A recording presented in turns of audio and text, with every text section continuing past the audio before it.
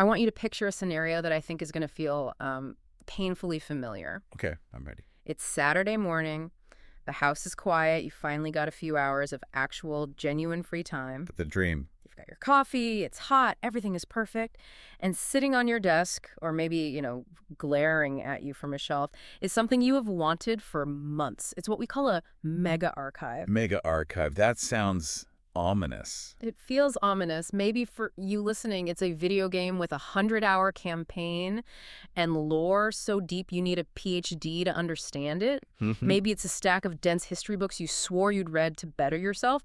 Or maybe, like in the case study we were looking at today, it is a music box set, a really, really big box set. And just to be clear, when we say big, we aren't talking about like a double album with a few bonus tracks. Oh, no, we are definitely not. We are talking about the Neil Young Archives, Volume 3, 1976-1987. This thing is a beast. What? It's the physical object at the center of the article we're diving into today, which came out back in December 2025. Just to set the stage for you, imagine the sheer weight of this thing. It has 17 CDs, 17. 5 Blu-rays, a book that is apparently thick enough to stop a door, and it's got 198 tracks. 198. That is a lot of Neil Young. It's a mountain, and 121 of them are previously unreleased. So you have this massive slice of cultural history just sitting there. And context is important here. It covers one of the most chaotic periods of his career, right? Totally. This isn't just him strumming a guitar by a fireplace for a decade. This is the era where he's bouncing from country rock to synth pop to like rockabilly. It is dense, it is contradictory, and it is messy. Exactly. And here's where I want to pause, because the author of our source material talks about this specific moment. He's staring at this box set, this thing he paid good money for, this thing he theoretically loves, and he doesn't feel excitement. He feels dread. He feels tired. He describes it as a distinct heavy fatigue, and I have to admit, I felt that in my bones. It's the modern paradox of leisure, isn't it? We have more access to high-quality content than any generation in human history. For sure. You can listen to basically every song ever recorded right now. But that abundance, it creates a new problem. The barrier to entry isn't cost anymore, it's mental bandwidth. Right. It's the stack of shame. I have 3 video games in plastic wrap and a watch list on my streaming service that is longer than the U.S. Constitution. But what do you watch? I just rewatched The Office for the 50th time. That's the defense mechanism. Mm-hmm. The author compares his reaction now to how his younger self would have reacted. Oh, yeah. He says his 20-something self would have just devoured this box set. He would have memorized the track lists, cross-referenced recording dates, obsessed over which version of Powderfinger was the best one. God, I miss that energy. The ability to just purely obsess. But now, Yeah. he looks at that wall of content and it just feels like homework. Homework. That is the perfect word for it. It feels like an obligation. And this brings us to the core mission of today's deep dive. We aren't just talking about Neil Young. We're exploring a solution to that feeling of homework. We're looking at how artificial intelligence, specifically using a chatbot, might actually be the key to solving choice overload. And helping us reclaim the joy of deep diving into our hobbies. Exactly. Which is a bit counterintuitive, right? Usually when we talk about reclaiming joy, we talk about putting the phone away, unplugging. Patching grass, yeah. But here we are suggesting that adding a layer of high-tech AI might be the thing that saves the analog experience. It sounds like heresy, honestly. Using a robot to help you enjoy rock and roll, it feels like cheating. Well, let's unpack why it feels like cheating. Right. Is it because we think the suffering is part of the art? That you have to slog through the bad tracks to earn the good ones? Maybe. Or maybe just that it should be a direct connection, between me and the artist. But before we get to the solution, let's dig a little deeper into the problem itself. Because this paralysis isn't just one guy and his CDs. This is a legitimate psychological phenomenon, right? Absolutely. We call it the paralysis of the mega archive. In psychology, it's often referred to as choice overload or analysis paralysis. Right. The basic idea, popularized by Barry Schwartz and others, is that when the human brain is faced with too much complexity or too many options, it doesn't engage more deeply, it shuts down. It's the deer in the headlights look. Exactly. Your brain calculates the energy required to make a good decision. In this case, figuring out where to start with 17 CDs, and it decides the energy cost is just too high. So you default to doing nothing. Or doing something low effort, like the Office reruns. So instead of picking one of the 17 CDs and just pressing play, you end up doing nothing because you're afraid of doing it wrong or something. Precisely. Or missing the context. Yes. And the tragedy of this paralysis, specifically here, is that the 15th disc might have an absolute masterpiece on it. A hidden gem. It might have a song that would become your new favorite song. But it never gets played because you simply lack the mental energy to navigate the archive to find it. That is actually heartbreaking. It's like having the Library of Alexandria in your house but never going in because the card catalog is too confusing. That's a great analogy. The content is there, but the map is missing. So let's look at the turning point in our source article.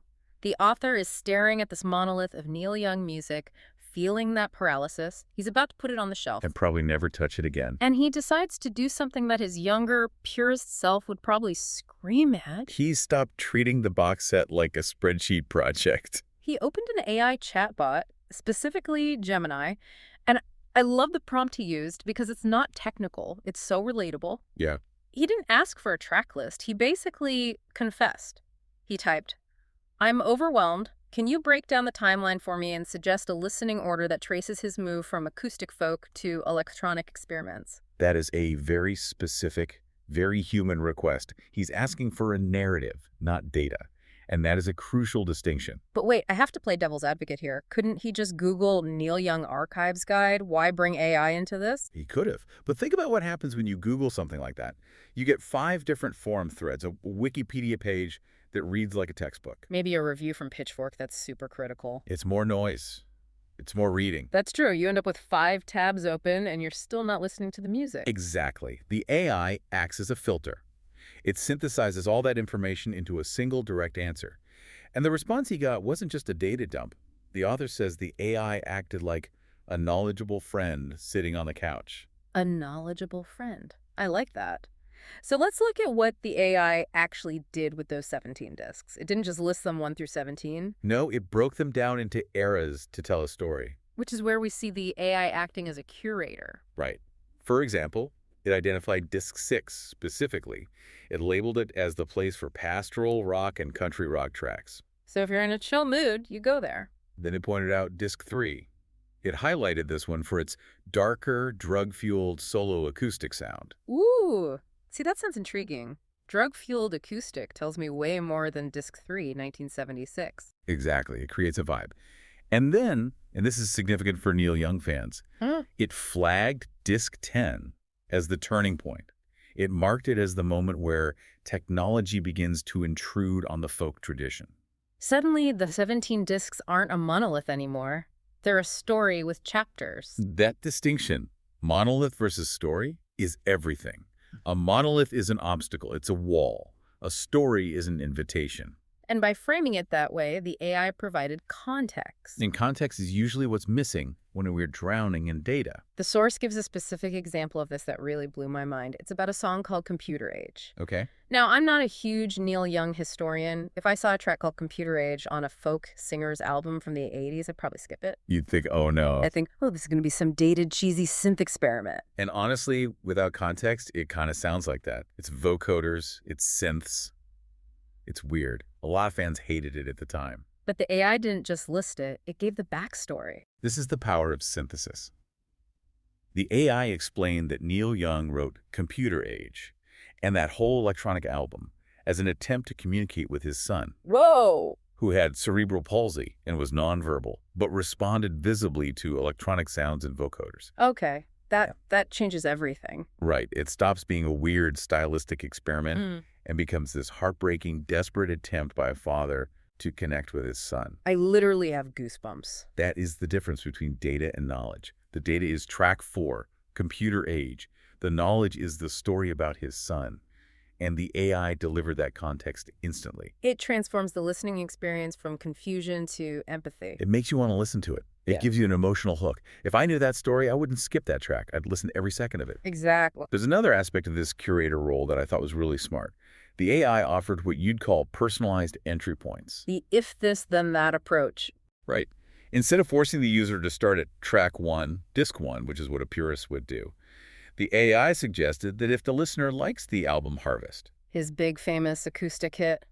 they should jump straight to disc 7. Which is brilliant. It's reducing the friction of entry. It's acknowledging that we don't all consume culture linearly. Sometimes we need a bridge from what we already know to the new stuff.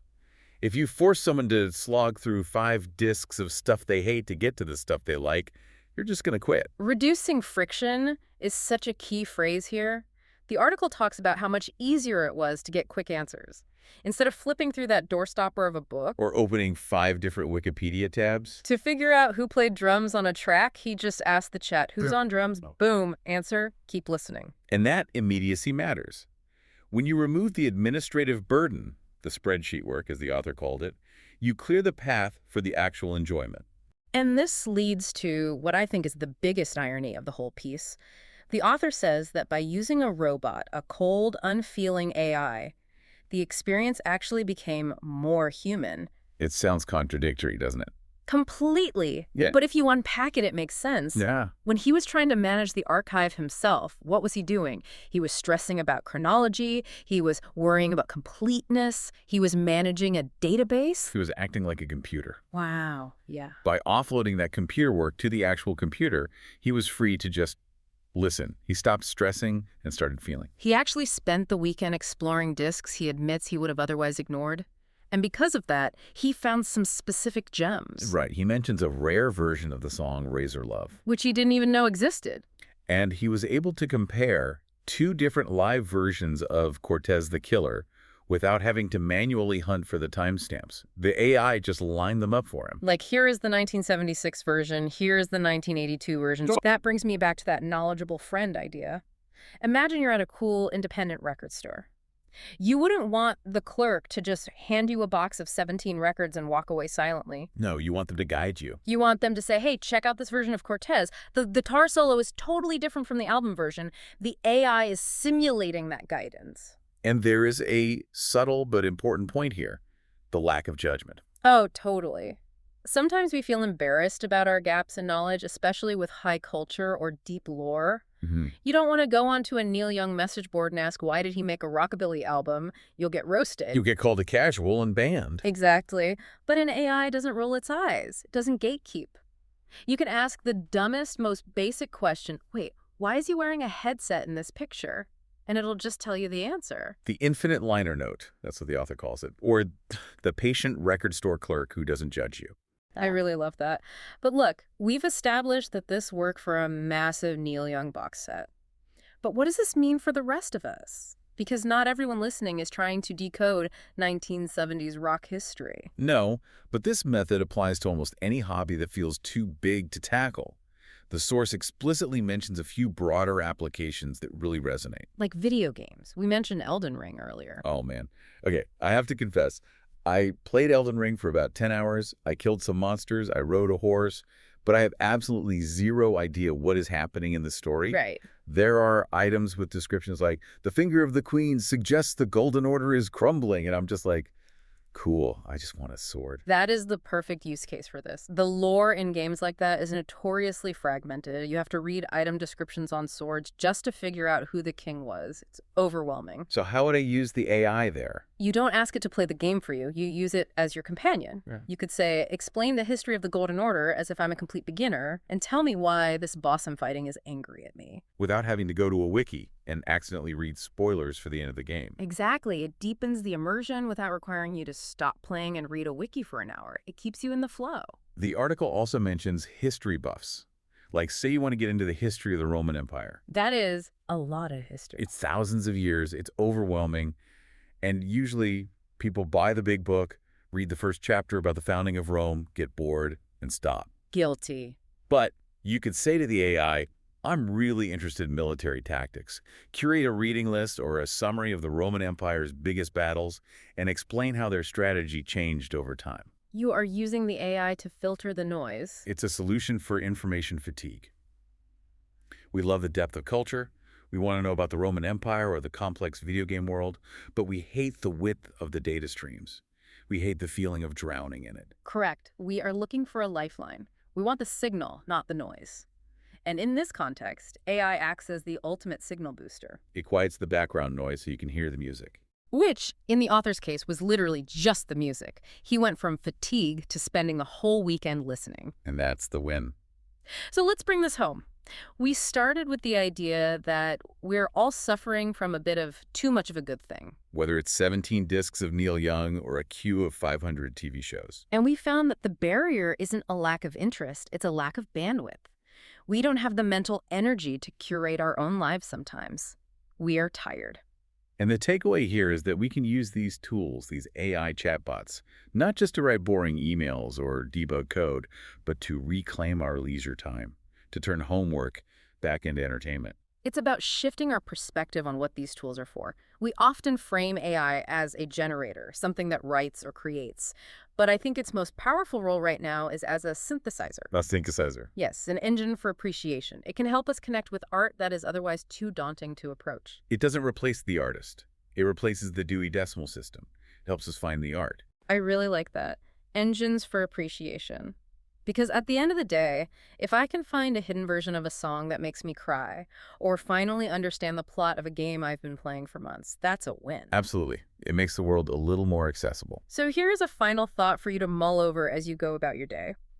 We spend a lot of time worrying about AI replacing human creativity, writing the songs, painting the art, putting humans out of work. And those are valid fears. But based on what we discussed today, could it be possible that AI is actually the tool that saves us from drowning in our own cultural output?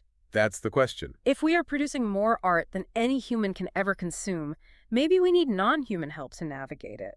Could AI be the thing that allows us to reconnect with the art we've already made but are too overwhelmed to notice? Maybe the librarian of the future is digital, so the reader can stay human. I love that. Thanks for listening to this deep dive. Go find your own mega archive, maybe blow the dust off that box set or that video game, and give it another shot with the new assistant. We'll see you next time.